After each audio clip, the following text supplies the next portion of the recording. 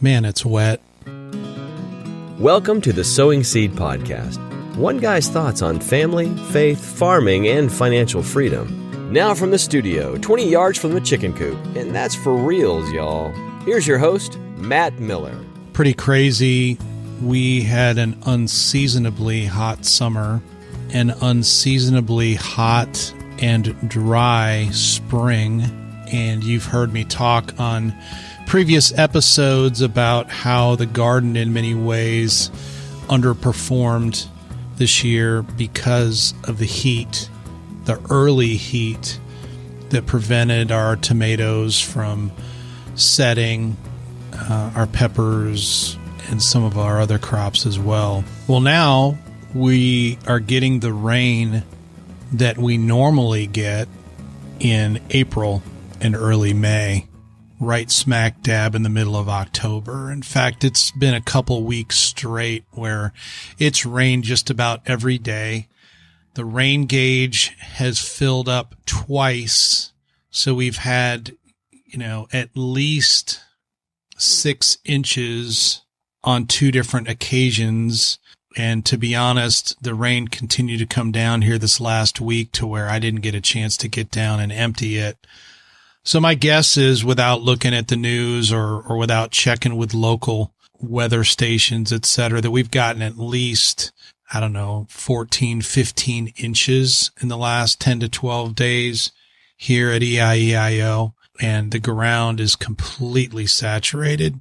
Everything is green, which is amazing for this time of year. The ground, feels like a sponge as we walk down the hill here from the house to go down and do anything down the hill, whether it be take care of the geese or take a look at the garden to see what else is left to harvest, if anything.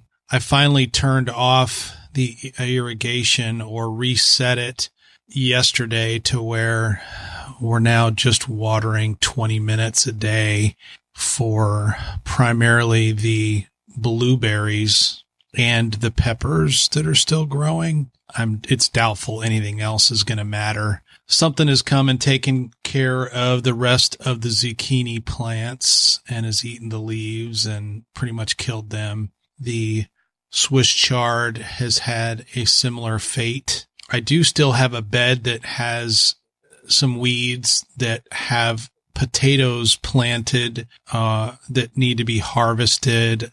I don't know if any of those will be any good or not. They may have turned to mush at this point because of all the rain.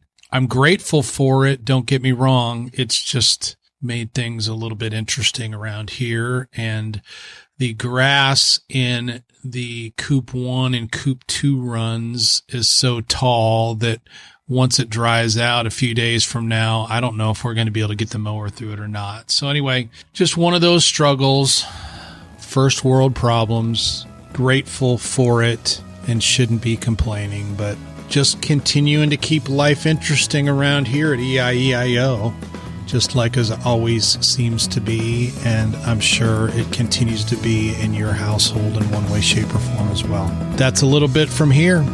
God bless you guys. Thanks for listening. Check out our website, sowingseed.net, the Sowing Seed channel on YouTube, and if you got something out of today's podcast, give us a 5-star review on your podcast player of choice. Until next time, go plant the seed you need to succeed.